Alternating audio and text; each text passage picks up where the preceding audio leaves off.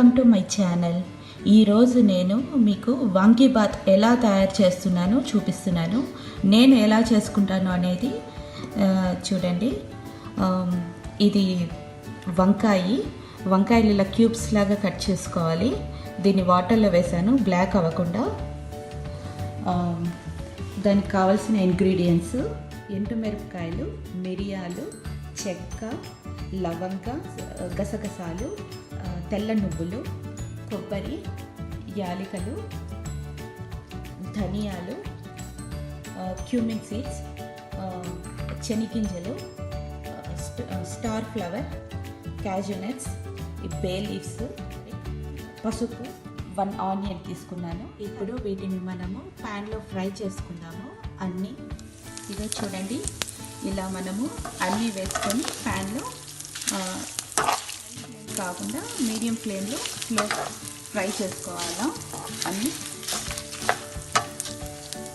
ఇవన్నీ ఫ్రై చేసుకున్న తర్వాత చల్లారిన తర్వాత మనం దీన్ని మిక్సీలో పౌడర్ వేసుకోవాలి. ఆయిల్ తీసుకొని ఆయిల్ హీట్ అయిన తర్వాత శనగపాయలు, మురక్కాలు,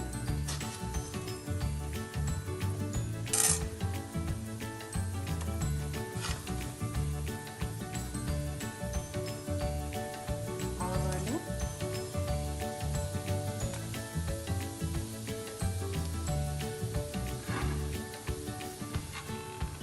క్యాజూ నట్స్,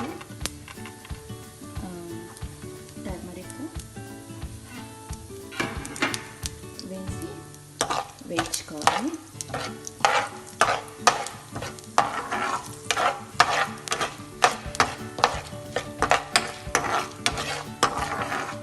ఇది క్యాజూ నట్స్ కొంచెం వేగిన తర్వాత ఆనియన్స్ వేసుకోవాలి. ఆనియన్స్, క్యూమిన్ సీడ్స్,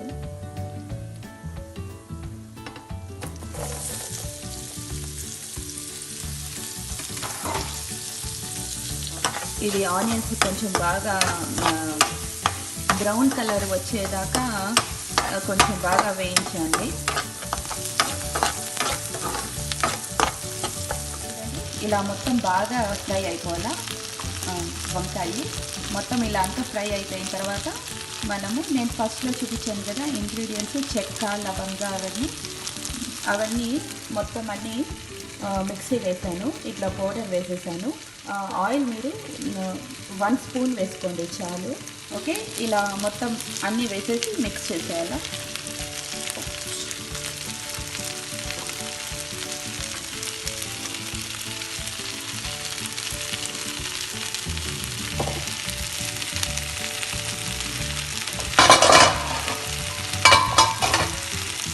ఇట్లా అన్నీ వేసేసి పూర్తిగా ఇలా మిక్స్ చేసేయాలి మొత్తం.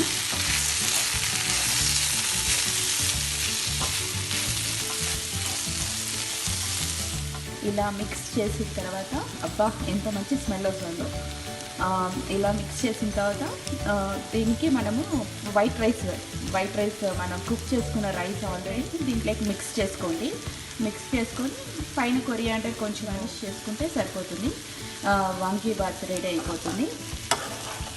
ఓకే ఇప్పుడు రైస్ కుక్ యాడ్ చేశాను అనమాట. ఆ వాంగి బాత్ మిక్స్ని టేస్ట్ చూసాను, చాలా బాగుంది.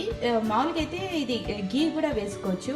ఒక 2 స్పూన్స్ గీ వేసుకొని మనం ఆనియన్స్ ఫ్రై చేస్తాం కదా, అప్పుడు 2 స్పూన్స్ గీ వేసుకొని చేసుకుంటే ఇది ఇంకా కొంచెం చాలా బాగుంటుంది అనమాట taste. Okay, vangi bath. Bye.